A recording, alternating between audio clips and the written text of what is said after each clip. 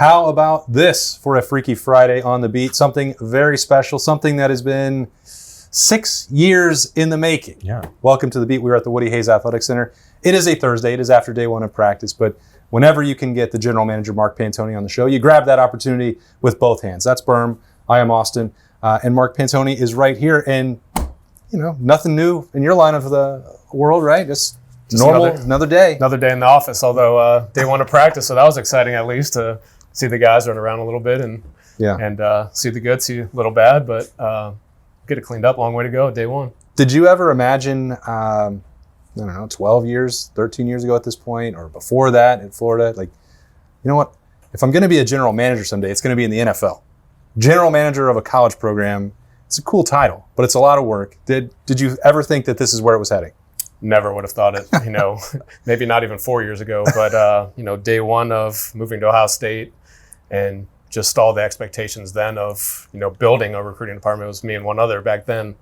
And just year after year after year, department's grown. And now in this new era, jobs completely changed and a lot more on the plate. But, you adapt or you figure it out. So in a world where there's not much regulation right now, but it's good in the fact that it keeps me on my toes. It's challenging, we just continue to find ways to be successful. How do you get trained for that? Like you, number one, you're 43 years old, right? So you're the Thanks for reminding me. You're the godfather of this. Mark, profession. we're all getting old, okay?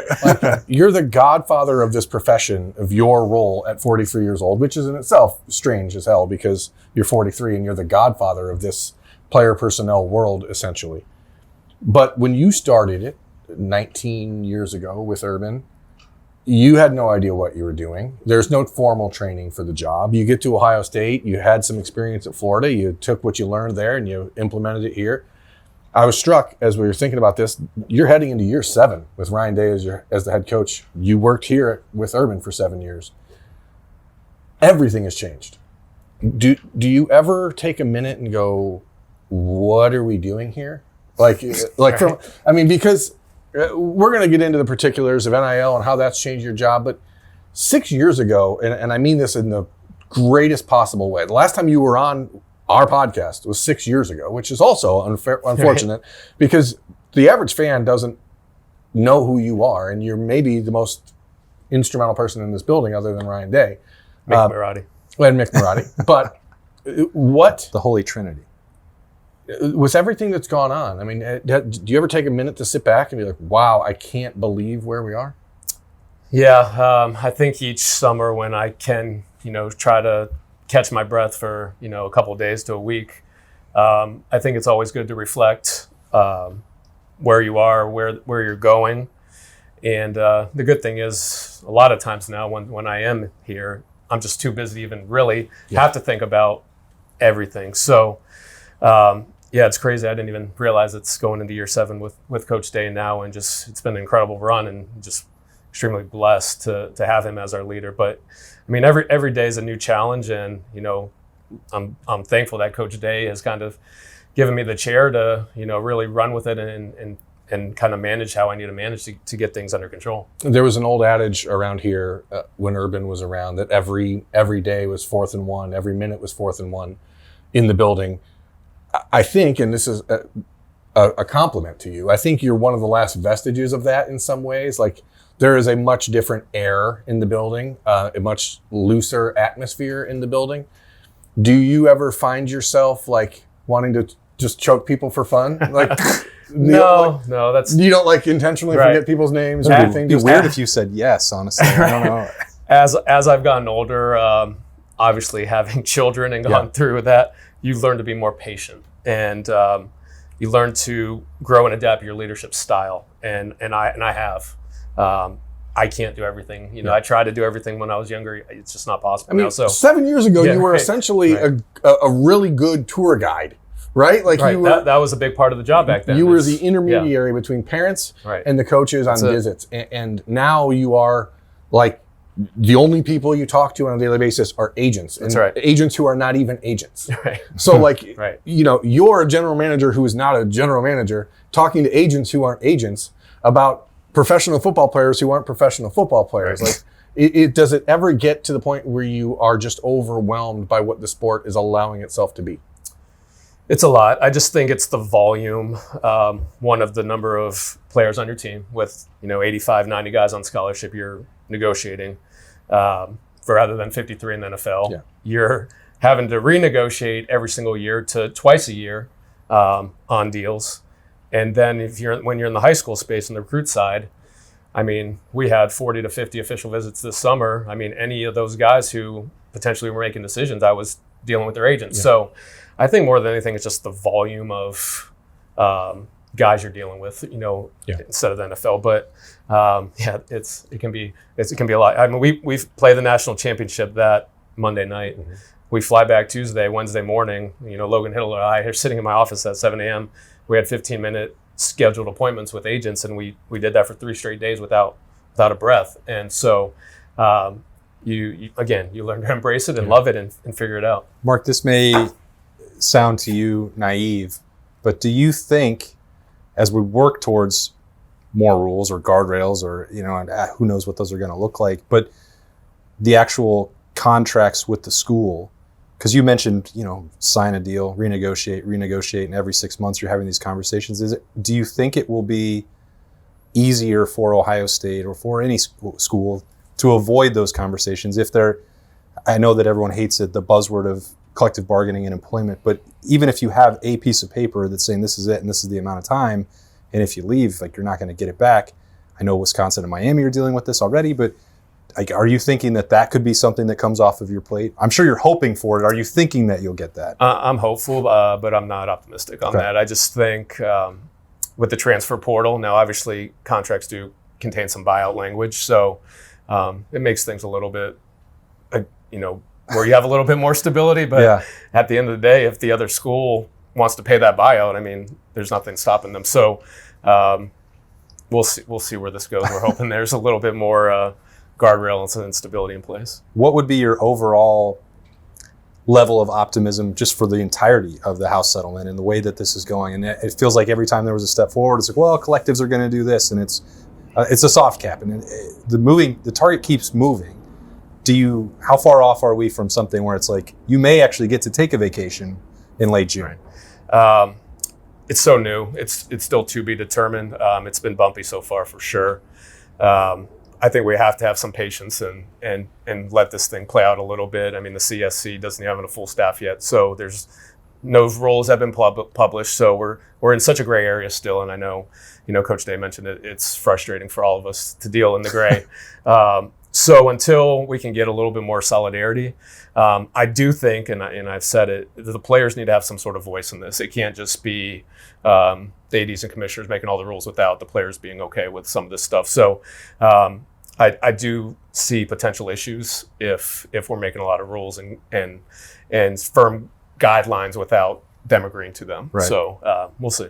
Well, we sat down with Ross Bjork last week in Vegas talking about some of these things, and one of his holdups was that basically that none of these rules are actually rules yet because there's still language that needs to be codified or whatever. And then on Thursday, we see that the CSC puts out guidance about the collectives and what their roles are allowed to be. But now, of course, underlining the point that they're supposed to still be putting valid work purposes. And I'm not sure how that gets adjudicated. But B, the minute a rule is put in place, all we see is the next way of loopholing it, right? So at Ohio State, the last couple of years with the 1870 Foundation, with the 1870 Society, with the foundation, those two entities were, for all intents and purposes, shuttered 3 months ago. Now Ross said, hey, these LLCs are still active. If we want to use them, we can use them. Is that, in your mind, for the current situation and the need for a pivot to adapt to whatever these rules allow, is that a requirement for you and something that you're aiming for here? To use all three, the Buckeye Sports Group, the 1870 Society, the foundation, and whatever other collectives are out there. Yeah, we're going to use all arms possible. And so you do have your rev share bucket, you have your Buckeye Sports Group marketing deals, and then you now have the collectives, and how these collectives are going to be able to function, I think, is to be determined. The language keeps changing. So until I think some collective deals go through NIL Go and get approved, that's still going to be a question mark of, what the practicality of that is going to look like. But being in a place of Columbus, having the Ohio State brand, the fan base, we are collectively armed from a marketing standpoint to get actual deals done through NIL Go. So we're in a good spot there. Obviously, every school is going to push the limits as far as they can go. And, hey, we're going to be aggressive. And we have to be because, that's what it's going to take to have a championship roster. Well, how does August 1st play into this? Today, August 1st, is the first day that schools are allowed to actually send out contracts that indicate how much a player can get of the revenue share, or is it based on the outside NIL? What is the significance of today, and how does it impact what you guys are doing? Yeah, so tomorrow does mark we can officially send them contracts in writing of terms and what the agreement would be.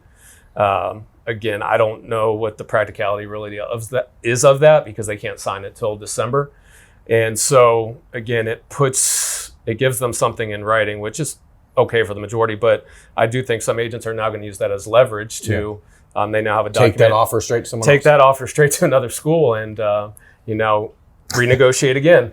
And so I think some of these rules are made with good purpose, but there needs to be an arm of general managers that sit in on these conversations that can allow people to know what the repercussions of this and what the practicality. Listen, we're on the front lines of this, so we know what's going on.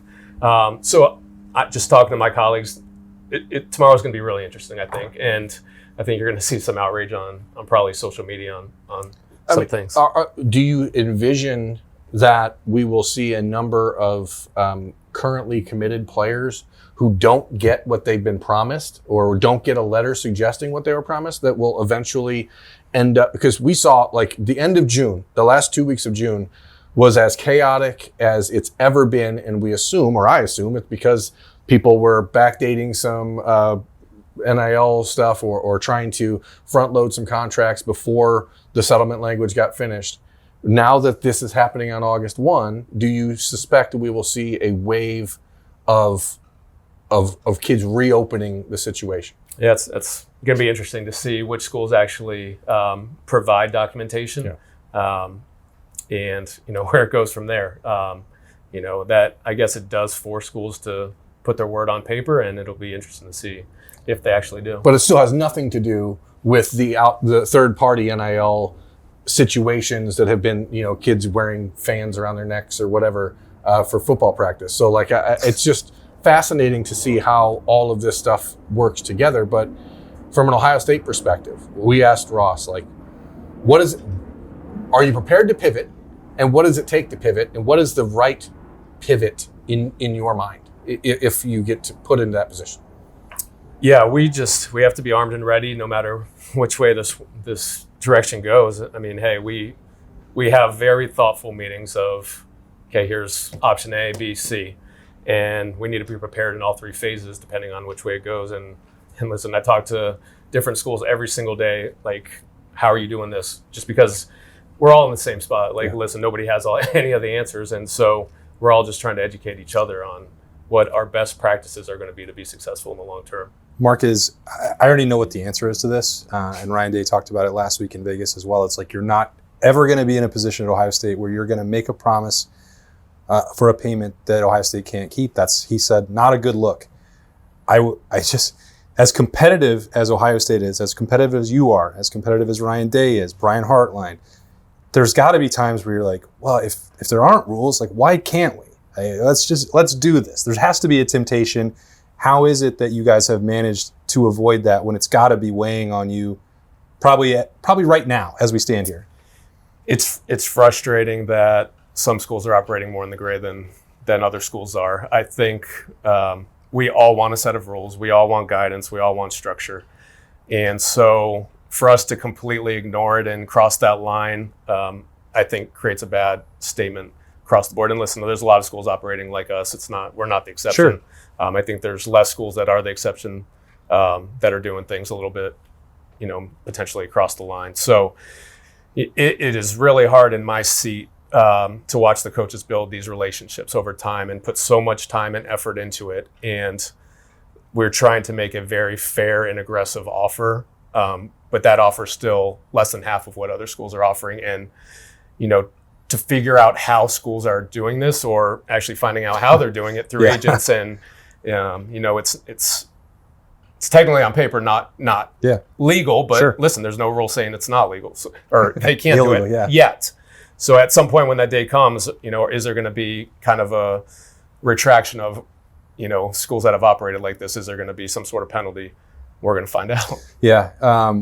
I think I've asked you this every time that we've had the chance to talk, and as the sport has changed dramatically, I think what you really want has also evolved over time with what the calendar looks like.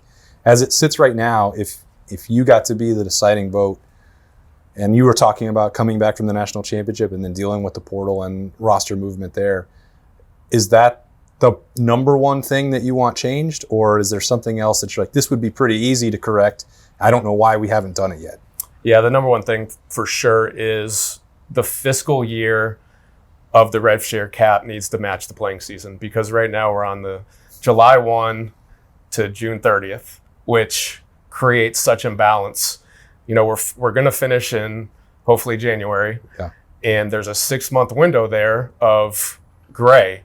You have mid-years enrolling, leaving. You have players leaving, you have transfer portal, and so now you're balancing money through 2 caps and not just 1 cap. Sure. And so I understand it matches the fiscal year of the athletic departments, but it's creating frustration, headaches for us. Who's making that rule? Because that makes 0 sense. Well, great question. Not sure that he's got the answer to that one either. Again, it goes back to what I said earlier, though. The general managers, who are the practitioners, need to have a seat at the table to allow people to understand. It can't just be operating on the 10th floor view of not on the ground level.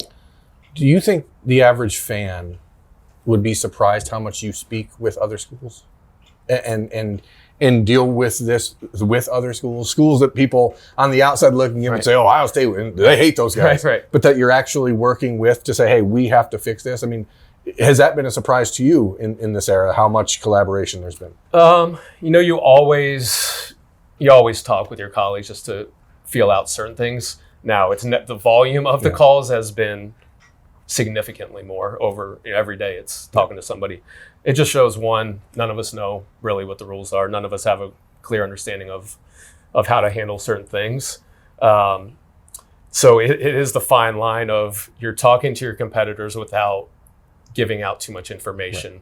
Right. And, there's a lot of really good agents. There's some that that are a little bit less trustworthy. Yeah. And so sometimes you just need a bounce, like, are you being told the same thing as us? And sometimes it's not. So in all of the evolution of your job in the last 12 years, now going on to year 14 at Ohio State, it's changed in a number of ways. It was 5-6 years ago where you really started to get into the evaluation and scouting side of this and being much more involved on that side now that you've been taken away from that. Do you find time still to do the little things that you actually enjoy in this business? I spend a significant amount of time still watching film. That's what I love doing the most. And so I feel like that is one of my strengths too. So obviously the volume and the amount of hours per day is probably a little bit less, but I mean, obviously certain parts, like right now, is not a heavy negotiation time. So I'll be watching a ton of film, rewatching all the 27s again, just to, refreshing on all that. But no, I mean, the film eval, I'm definitely going to always have time to do that. I mean, maybe waking up an hour earlier, staying an hour later, but I get it done. I mean, you're heading into the prep for the class of 2026 senior seasons. Obviously not a completed recruiting class at this point in this cycle. How are you balancing that time of watching 26, especially in the state? I know people are always looking for senior season, in-state offers and that kind of stuff. How are you divvying that up amongst your staff? Yeah, so our plan really doesn't change every year for the 2026 class. we're still going to reevaluate, probably 300 players, whether they're committed to other schools or not, including, maybe guys that are committed to smaller Power 4 schools. You look at just off the top of my head, like a Gabe Van Sickle, Leroy Rokers. These are guys that, probably junior, they didn't have a lot going on in their senior years. They really developed and, they have very bright futures here. They're going to play here. And so just uncovering those type of guys, we always want to try to, uncover a couple guys, but the volume of guys we watch is not going to change. Obviously, I think we're in a normal spot at the end of the summer where we kind of are with 21 commits. It's kind of where we want to be to leave one for a few more spots for high school kids to finish out this class. There's a lot that can change till December with coaching changes, teams struggling, and then also keeping some spots for the portal. So roster management and construction is harder as it's ever been because the predictability of who's going to stay or go is it's like flipping a coin. For the average fan, for the lay person out there, how do you find Gabe Van Sickle in October of 2022 or 2023? How do you find Leroy Roker? Is it like, hey, Iowa offered this guy, we should probably look at him? That's exactly right for Leroy. We just have a lot of respect for how Iowa evaluates their DBs, and they had offered him, and hey, let's watch this guy. But is there a network? Is it a coach up in Traverse City who says, hey, Ohio State, I think you should look at this guy, or is it a Chris Olave accident? How do you find diamonds in the rough at this point in the process? Because there's so much film on guys that it seems impossible for people to slip under the radar sometimes. Yeah, it's literally uncover every rock. Obviously, you want a certain height and weight for each position, so let's start there. What guys fit those measurables? And heck, it may take 10 plays of a game to figure out, no, not going to cross them off. Or it may take 10 plays, oh, wow, maybe there's something there. So, we'll watch. If there's some intrigue, we'll keep watching week after week after week. And if the consistency stays there, okay, let's really find out about it. It's kind of unfair for these kids. 10 plays and they're out. Or 10 or then 10 plays and you have to watch 100 games. Every play is your resume. Right. That's how it works. And Mark Pantoni's got to go watch more of that right now because he's talking about carving out time. And we've taken a lot of it from his day, but we've been looking forward to this. And Birm would go for, 5 hours if he could pick your brain about recruiting. I think, one more thing. And this is, I told you. Right. I know you're someone who's intimately aware of this space. It's been sort of your calling card since you came to Columbus, was you were paying attention to social media. You were the guy that was, really instrumental in Ohio State, the whole graphics, the whole art department, the whole social side of this. Ohio State created that. Like, you put that together with Sammy and Kenton and Zach and all those guys. Like, you are aware of the fans and their passion. Let's call it passion. What do you wish people could know? Like, because we may not talk to you again on a show until 2031. 6 more years, yeah. So, what do you want people to know that you and the staff are dealing with or fighting for? Yeah, we have a very good system in place, I think, and we have the ability to adapt in whichever direction this goes. In this new nature, in this new world, every school has money. So there's going to be a lot more recruiting competitions that you're probably going to lose. And so you have to be mindful of that. We don't have a limitless amount of money that we can just be the highest literally for bidder every player. On every player. So in every staff member. So there's literally there's not like this. I feel like it's like playing 4D chess a lot, but like I've already predicted this week, what I think if every player in our roster returned next year, what amount of money would that take? Okay, so then let's plug. What's the number? No. Right. So then let's plug in, okay, how does this recruit fit in this puzzle? Because he can't come in, be in 1 or 2 for the most, unless you're Jeremiah Smith, maybe. He's not from Earth. Exceptions, right. There's the exceptions. There's a different currency. But literally, where would he fit in this puzzle? And let's try to be as aggressive as we can without being reckless. And we try to do that as best as we can. But we're not going to win every competition. But at the end of the day, if we do a great job on our evaluations, we bring in the right fits for the locker room, we're going to be successful. Ross said it last week. Like, if player 1 at another school is player 30 at Ohio State, like on the list, like the you can't make up that imbalance. That's right. It is what it is going to be. And every player in your 50 is number 1 at 50 other schools. So it becomes a much different challenge than it's ever been before. And I'm trying, my job, I think, is to try to provide context for people. And it is harder and harder to provide it because the average person just doesn't care. Context is irrelevant. You have to look at it now like you have X number of first round draft picks that you can take every year. And those are the guys you're going to be willing to do whatever it takes to get. And so whether that's 5, whether that's 6, just depending on the attrition of your roster and what, what some of the top guys in your roster are making, that's how you kind of have to, like, you have X number of spots to take the best guy at that position group. It's really, really hard to say, okay, we're going to go get the 2 best guys at this position every year because you just can't with the money now. Right. So I do think it is important, like I said, finding the right fits. The guys who only come to Ohio State because we're going to be the highest, it's not going to work out. They have to understand. It's that, what is that Maslow's pyramid of hierarchy of needs, right? Like if money's the top one, it's not going to work. If money's going to be on everyone's pyramid, right? But it's about inverting it. That's right. In a lot of ways. I mean, listen, we have. I think if money's at the top, that's what you want, Birm. I think you're misunderstanding that. I'm not a psychologist. I want to be very clear. I'm not into math or science. Yeah, so the pyramid, the small one, as it goes to the top, the big one is at the bottom. Really?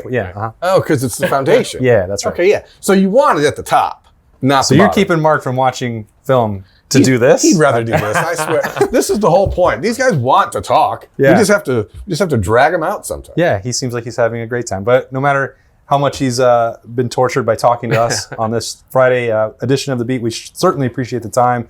I feel like it's been overdue, but if we have to wait until 2030 to do it again, so be it. This is the General Manager, Mark Pantoni. We thank you so much for your time. This has been the Austin Birm Show on 97.1 The Fan, 10 TV, 10 TV Plus, and anywhere you get your podcasts on the audio platforms.